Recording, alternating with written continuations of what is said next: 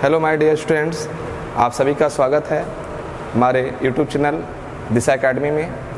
और मेरे प्रिय साथियों और मेरे प्रिय बच्चों, आज आपके लिए मैं हिंदी का एक टॉपिक लेकर आया हूँ। इस टॉपिक का नाम विराम चिन्ह है और परीक्षाओं में इससे बहुत सारे प्रश्न पूछे जाते हैं, चाहे वो टेट का पेपर हो या यूपी पुलिस का पेपर हो या वह लेखपाल का पेपर हो। यहाँ से प्रश्न अधिकतर आपको देखने को मिलेंगे। तो आज का जो टॉपिक है हम लोग का विराम चिन्ह का टॉपिक है। अगर आपको वीडियो अच्छा लगे तो वीडियो को लाइक सब्सक्राइब जरूर करिएगा और अपने दोस्तों में ज़्यादा से ज़्यादा शेयर करिएगा। तो आइए हम लोग देखते हैं विराम चिन्ह क्या होता है। तो सबसे पहले हम इसकी थोड़ी सी परिभाषा देखते हैं, ठीक है ना। देखिए, विराम चिन्ह का अर्थ होता है ठहराव या रुकना। विराम चिन्ह का अर्थ ही होता है ठहराव या रुकना, ठीक है। श्री कामता प्रसाद गुरु ने विराम चिन्हों की संख्या 20 बतलाई है। तो विराम चिन्हों की संख्या कितनी है? 20 है। और विराम का अर्थ ही होता है रुकना, ठहरना। जहाँ विराम दिया गया है तो वाक्य में हमें थोड़ा सा ठहराव दिया जाता है, ठीक है।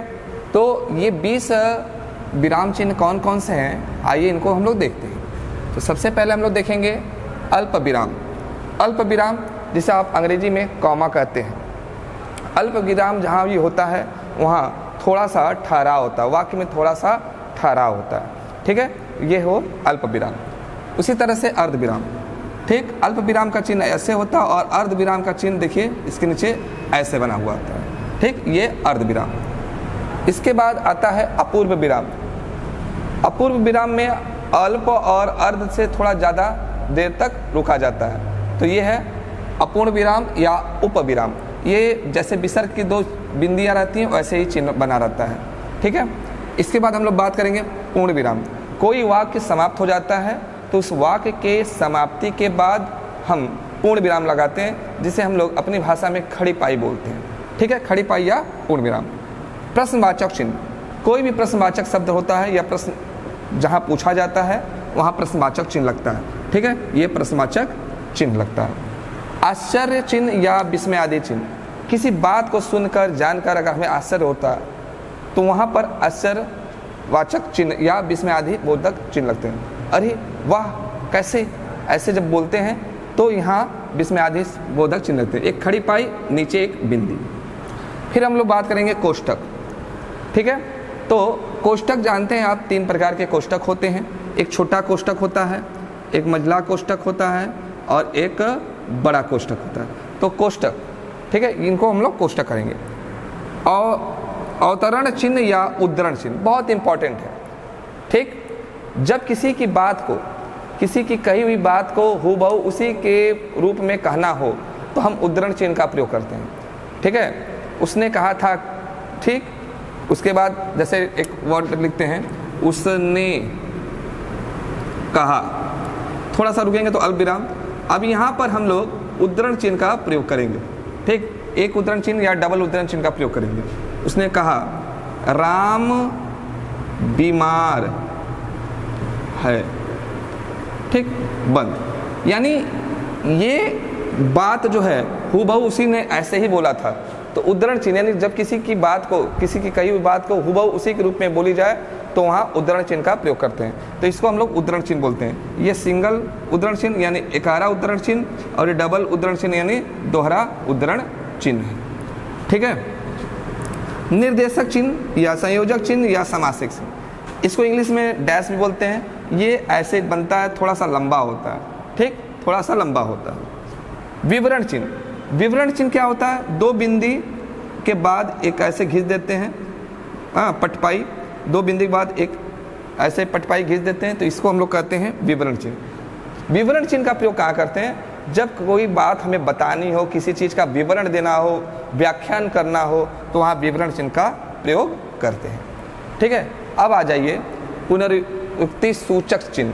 पुनरुक्ति सूचक चिन्ह क्या है?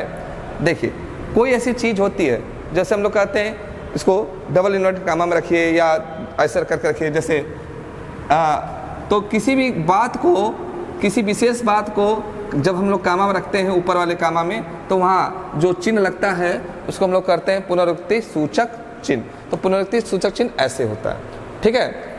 जैसे विनय पत्रिका, जैसे हम कहें विनय पत्रिका, अब इस बात को हम थोड़ा सा विशेष रूप में कहना चाहते हैं तो ऐसा कर दिए, विनय पत्रिका